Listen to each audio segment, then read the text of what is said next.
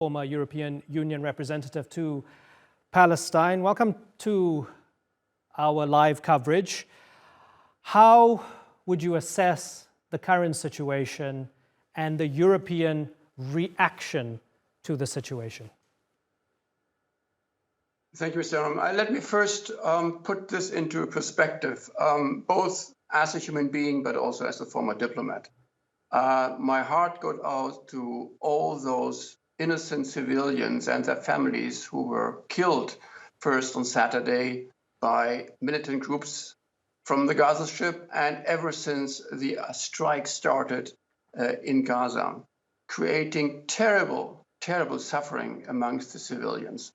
And let me also start by saying that before I explain my view on international law, that Israel has, of course, the right to bring the perpetrators to justice and has the obligation to protect its citizens from harm and suffering, as any state would do.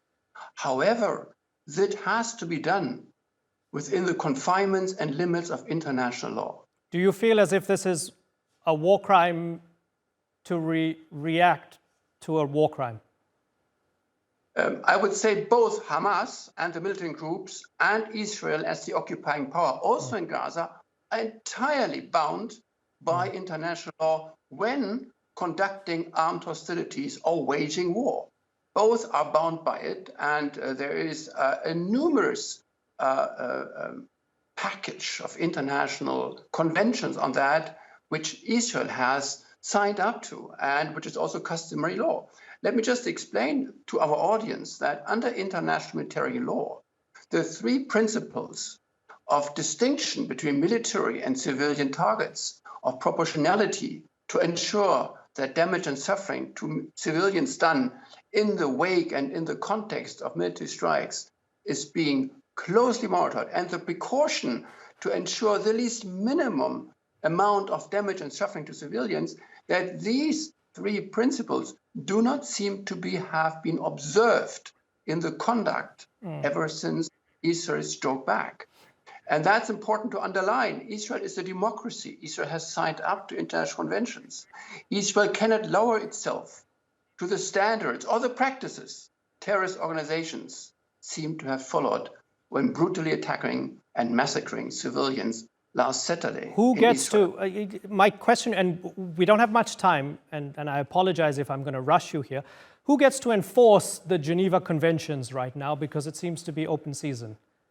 You have Netanyahu, besieging the Strip and saying vengeance is underway. Who gets to put pressure on him? This is concretely the United Nations Security Council. This is concretely the UN General Assembly.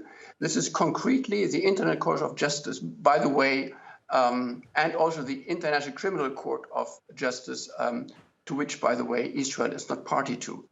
But it's above all the pressure of the international community, starting with the US, with Europe, and the Arab neighbors, the Gulf and the immediate Arab neighborhood, to exercise maximum pressure on Israel to respect humanitarian principles and ensure that the forced eviction of 1 million Gazans to the south, without any consideration or provision whatsoever for humanitarian needs of the affected population, is fully refused, and that the necessary obligations are undertaken by the internationals to ensure that all refugees, both within Gaza and beyond, enjoy the protection they are fully enshrined to under international law. Sven Kühn von Burgsdorff, I thank you so much for joining us on the program. Good to get your insights.